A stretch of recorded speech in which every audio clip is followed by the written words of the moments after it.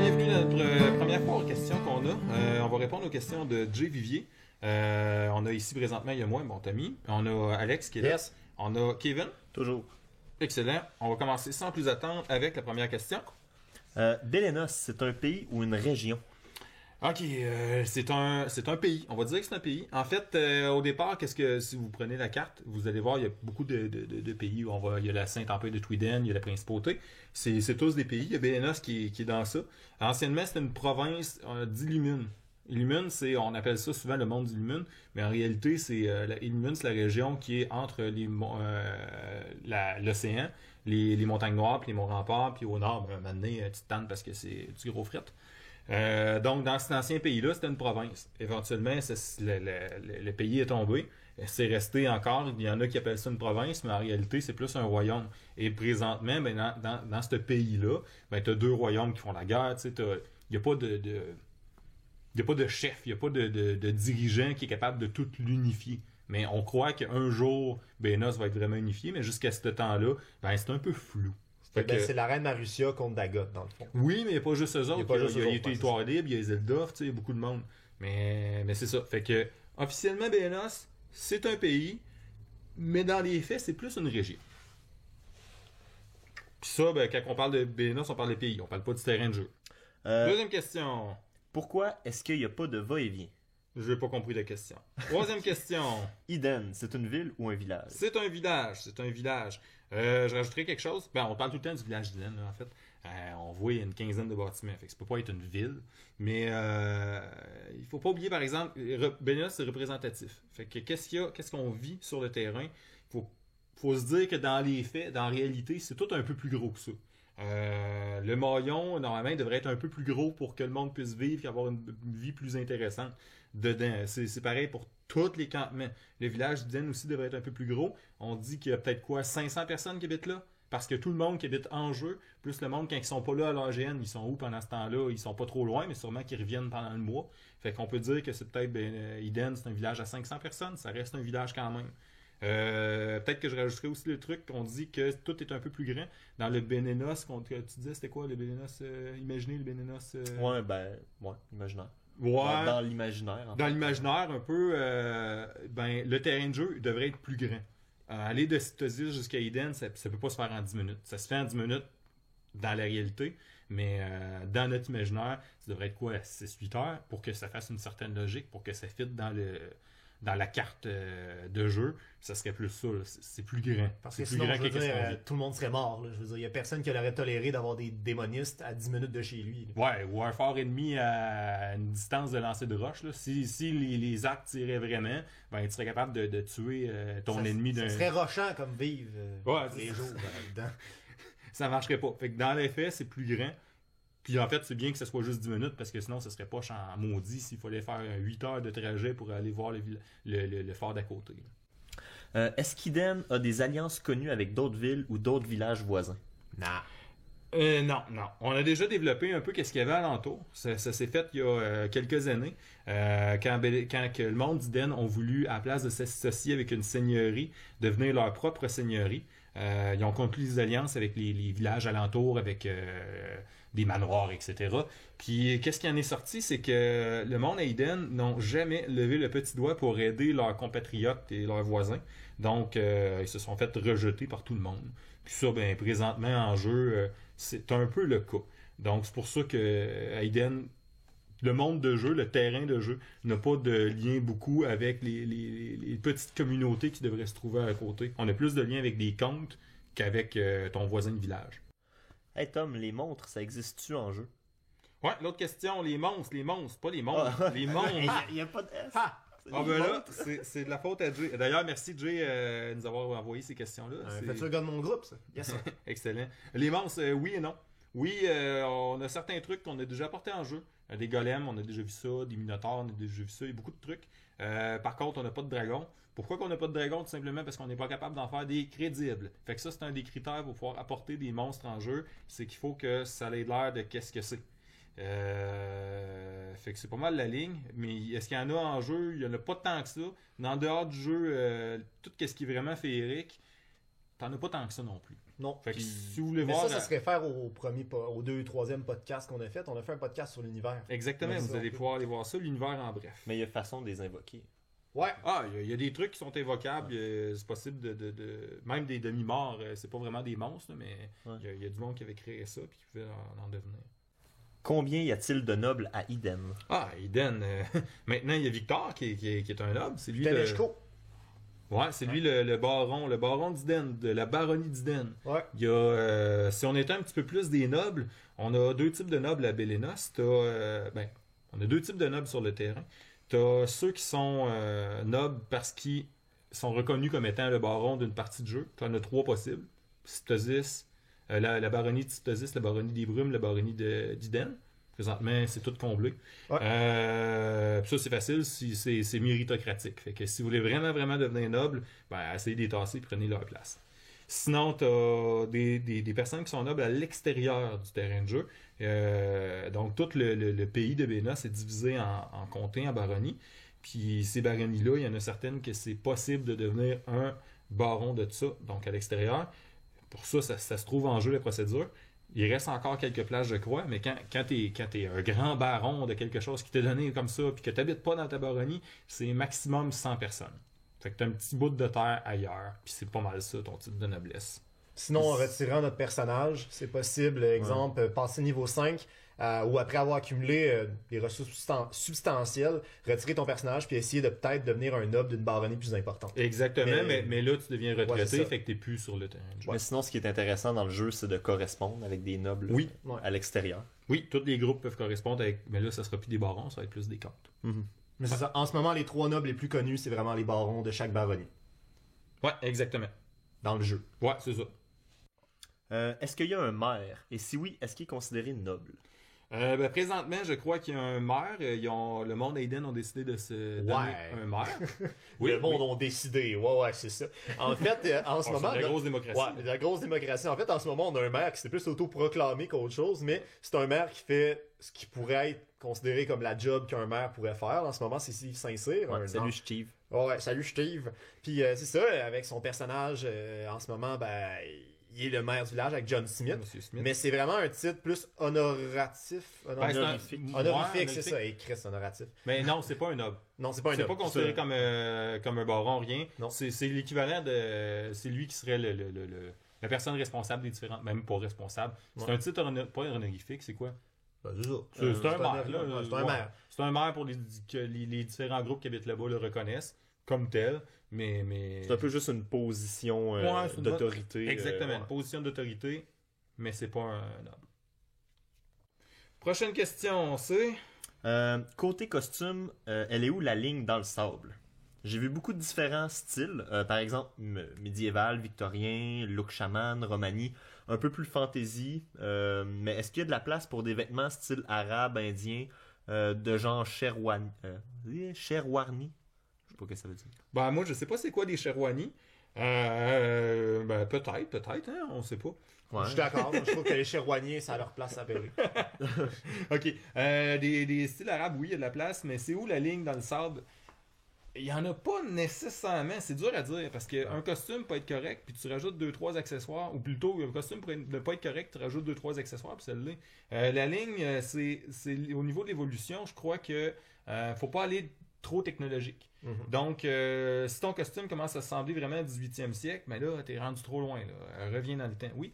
Le truc, en fait, c'est de comprendre la notion de médiéval fantasy. Parce que ça, c'est vraiment un géant médiéval fantastique. Fait que oui, il va y avoir des samouraïs qui vont côtoyer des gars en armure romaine. Puis oui, vous allez voir peut-être un marin avec son mousquet prêt à en découdre. Mais là, vraiment, c'est ça. La notion qui est importante, c'est vraiment le médiéval fantastique. C'est au niveau de jusqu'où le fantastique peut aller. Fantastique n'est pas steampunk.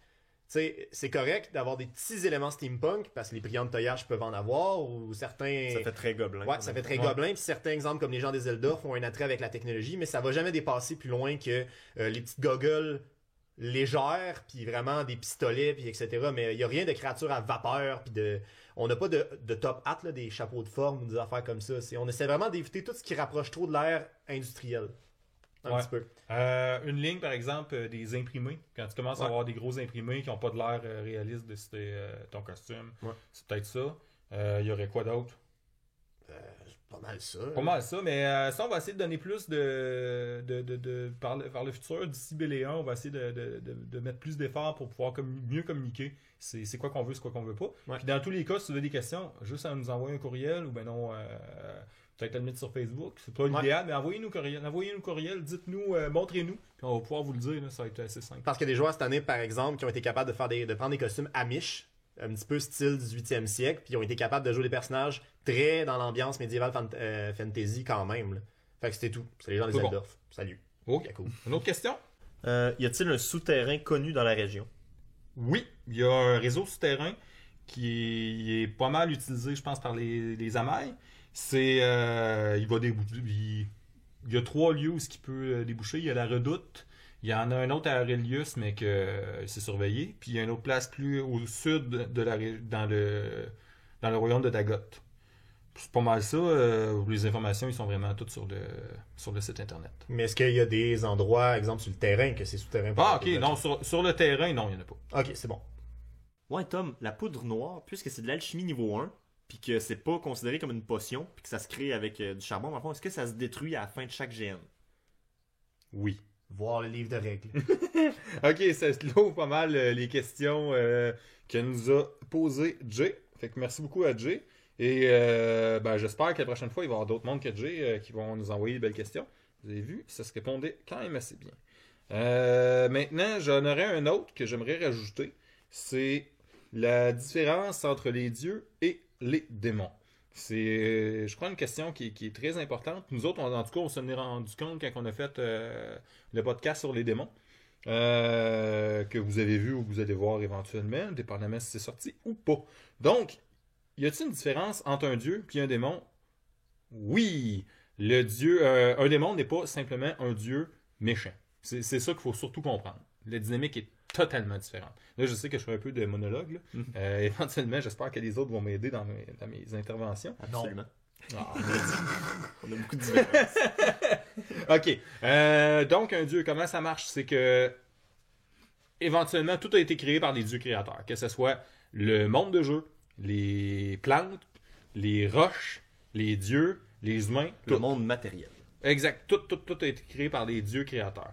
Mais les dieux qu'on vénère présentement, que ce soit Gaïa, Sylva, etc., ne sont pas des dieux créateurs. Il y en avait juste 3 dieux créateurs au départ. C'est Madar, Golgoth, puis Chaos. Ça, je crois que c'est quand même un peu connu. Peut-être que votre personnage, il sait ou il sait pas, ou il a entendu, ou bon, ça peut être un peu flou. J'irai pas trop loin non plus dans la métaphysique. Juste dire ça a été créé par eux autres. Donc, les dieux ont été créés par des dieux créateurs comme les humains. Les démons, c'est totalement différent. Les démons sont arrivés après. Ils sont arrivés après les êtres pensants. En fait, les démons, comment ça marche? C'est que c'est des peurs qui se sont cristallisées. Quand il y a eu beaucoup de monde qui ont eu peur de la mort, ben éventuellement, cette peur-là, elle s'est condensée, puis un jour, elle a eu conscience de son existence. Puis quand elle a eu conscience de son existence, ben c'est là que c'est devenu un démon. À l'origine, il y avait beaucoup de démons. T'avais peur de te faire, je sais pas moi, un exemple qui serait peut-être un peu boboche, là, mais je sais pas, la peur du cadre de porte parce que tu t'es cogné le gros orteil trop souvent, ben ça aurait pu, si on allonge ça, là, éventuellement, ça aurait peut-être pu créer un démon. C'est ça, c'est une civilisation entière qui a vraiment peur des cadres de porte. Ça peut créer des démons. Mais ça c'était avant. Tom, j'ai des suggestions de lore pour 2017. Non. Mais c'est ça. Ça a été dans un certain temps, il y a eu beaucoup de démons qui se sont créés. Éventuellement, quand les démons ont pris de l'importance, ben là, les petites peurs de même anodines, ben ça a été mangé par la sphère d'influence de démons plus puissants.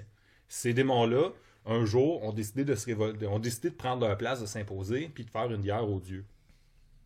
Puis ça, il y a eu la guerre des dieux, etc. C'est pour ça que maintenant, à la place d'avoir des centaines, des milliers de démons, des centaines de dieux, ben il y a quoi? Il y a 8. Il y a à peu près, il y a même 7, dépendamment comment on compte Chaos. Puis c'est vraiment affaire de l'autre côté avec les dieux. Donc il y en a beaucoup moins, puis ils ont une plus grande importance, puis c'est un peu plus étendu.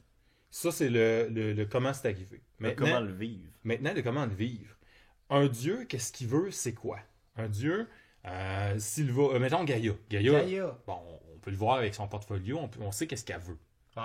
Gaïa, elle veut, c'est l'ordre de la nature, c'est quoi d'autre? Le cycle naturel des choses qu'il faut qu'il se perdure. Ouais, exactement, puis c'est ça. Donc, on a toute une idée de qu'est-ce qu'est Gaïa. S'il y avait un podcast qui était fait pour aller le voir, vous pourriez. Mais bref, vous allez voir sur le site, je dis des conneries. Mais bref, Gaïa, elle a un idéal. Puis elle va donner des pouvoirs à ceux qui l'aident à atteindre cet idéal-là. Et à ce que son idéal, ça l'arrive dans le monde. Qui se répandent. Qui se répandent. Ça va être la même affaire pour Usir. Ça va être la même affaire pour Galéon, pour les Sibylles, etc. Ça, c'est pourquoi ils donnent leur pouvoir. Puis un priant des Sibylles, disons un prêtre des Sibylles, lui, qu'est-ce qu'il aspire?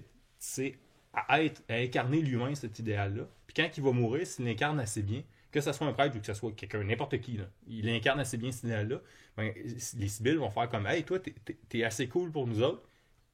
Viens-t'en dans notre monde. Viens-t'en dans notre après-vie. Viens-t'en dans notre terre promise. » Viens vivre le restant d'éternité. C'est ça. On prend ton esprit, puis on lui dit « Chumé, t'es cool, t'es dans notre gang, excellent. » Les démons, c'est pas tout à fait pareil. Les démons, on dit, ils se nourrissent encore, ils se sont nourris, ils se sont formés de la peur des gens, mais ils se nourrissent encore de cette peur-là. Fait que quand on regarde le portfolio d'un démon, mettons Godtac, la destruction, l'anarchie, puis tout, mais quand le monde a peur de ce pouvoir destructeur-là, quand ils ont peur de cette anarchie-là qui arrive à rien, c'est ça qui va le nourrir, lui. Fait que ses priants, c'est quand ils vont propager cette peur-là, c'est là qu'ils le nourrissent. Fait que lui, il donne des pouvoirs pour que le monde propage cette peur-là. C'est pas tant, mettons, comme on disait, Kali. Kali, c'est quoi? C'est un peu Le vice. Le vice, la luxure, etc. Elle va pas te donner des pouvoirs pour que toi-même, tu deviennes une épave humaine qui fume de l'opium dans un... Bordel. Dans un bordel, c'est ça. C'est pas pour ça. Qu'est-ce qu'elle va te donner des pouvoirs? Parce que tu vas apporter les gens à faire ça. On pourrait dire, dans le fond, que les démons, comme on parlait tantôt... sont vraiment plus égoïstes. Dans le fond, ils veulent que le priant de démon serve ses intérêts. À lui, c'est exactement. carrément. Donc, Plus le nourrir. c'est ça. Donc, le priant de démon devient plus un outil pour le démon que autrement un dieu, dans le fond, qui va juste un peu... tu sais, c'est plus passif, j'imagine. Comme on disait tantôt, pas pendant l'enregistrement, mais le priant de Dieu, lui, il va attendre justement après dans l'au-delà avoir sa récompense, tandis que le priant de démon, lui, va être beaucoup plus actif, pas dans le sens qu'il va bouger moins, mais dans le sens que c'est là, maintenant, qu'il faut qu'il serve les intérêts de son démon. Surtout que lui, il sait que s'il fait des pactes avec ce démon-là, tu sais, s'il y a des puissances magiques qui sont données pour... parce que le démon, dans le fond, parce qu'il aide son démon, là, mais cette puissance-là magique, elle a un prix. C'est que là, quand lui va mourir, mais son âme, le démon va la pogner et va l'apporter avec lui. Là. Son esprit, il va finir dans l'enfer du démon. Il y a peut-être des chances. On dit, ouais, en réalité, d'après moi, là, c'est pas tu sais, je dis peut-être quelque chose que éventuellement on va dire autre chose, là, mais c'est ça un peu Bélina, ça se construit. Mais là, on va aller sur des trucs qui sont vraiment pas dans les faits, qui sont dans l'ordre des croyances. Mais dans l'ordre des croyances, dans les royaumes démoniaques, la majorité du monde qui sont là, ils doivent souffrir. Il y en a quand même certains qui, eux autres, ils se font donner ce pouvoir-là, qui sont au-dessus de ceux qui souffrent, puis qui peuvent en profiter. Puis tu as quand même des priants de démons qui se disent « Mais moi, je suis assez hot pour être une de ces personnes qui sont au-dessus des autres, puis qui va quand même pouvoir bénéficier d'une éternité à... Là, t'insères qu'est-ce que le démon peut y donner dans le royaume démoniaque de un tel. Donc, il y a beaucoup plus d'individualisme, de visée selfish, on peut dire, du Totalement. côté des démons. Là. Totalement. C'est pour ça que c'est le fun aussi à jouer, parce que ça te permet de faire des choses que tu ferais pas dans ta vraie vie. Être vraiment comme méchant puis condescendant avec d'autres. Exact. Puis ça, cette part de non-connaissance-là, cette part de mystère qu'on a, ça peut apporter du monde à créer des cultes. Tu sais, tu peux dire, nous autres, qu'est-ce qu'on croit? Qu'est-ce qu'on croit qui est une vérité? C'est que, disons, dans le culte de... Godtac. Si moi, j'ai réussi à tuer tant de personnes, ou ben non, si je suis dans l'élite, ceux qui en ont tué le plus, mettons, ben au royaume des démons, ben je vais honner la place. Là. Ça. Ou, ben, c'est peut-être une mauvaise exemple parce que ça encouragerait le PK, mais ou encore si j'ai été capable, en étant Kali, si j'ai été capable d'apporter dans mon culte, puis de tourner vers le vice, disons encore un certain nombre de personnes, ou une certaine qualité de gens, ben là, je vais avoir une bonne place. Mhm. Être vraiment l'outil de prédilection des intérêts du démon. Exact. Fait que là, ben, vous pouvez partir de mythologie par rapport à ça. Je pense aussi qu'en fait, la différence majeure, c'est qu'un priant de Dieu va accepter les pouvoirs de son Dieu comme cadeau, puis il va pas prier son Dieu en objectif d'avoir des pouvoirs. Un priant de Dieu va vraiment accepter les pouvoirs qu'il reçoit avec un peu d'humilité, puis dire « Ah, je suis tellement un bon représentant des valeurs de mon Dieu que je reçois ces pouvoirs, c'est cool. » Mais un démoniste prie ce démon-là particulièrement parce qu'il donne des pouvoirs pour le pouvoir. Exactement. C'est ça. Fait que c'est pas mal ça. Ça clôt notre ronde de questions. On espère qu'on n'a pas été trop long avec les dernières. Mais on espère que ça va avoir poussé... avoir donné des idées, éclairci les positions de pas mal de monde. Fait que c'est pas mal ça. Fait qu'on va se reprendre pour la prochaine fois. Merci à Alex, merci à Kevin. Merci à Gab qui fait l'enregistrement. Ouais, merci à Gab. Puis à la prochaine fois.